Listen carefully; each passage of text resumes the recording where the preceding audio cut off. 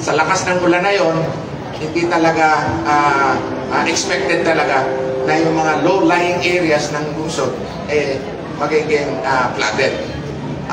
Nagkataon pa na hindi talaga low tide.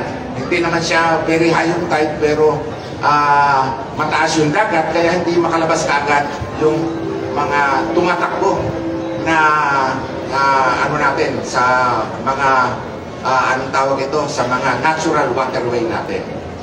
So, maraming lugar ang tinahati dito sa atin.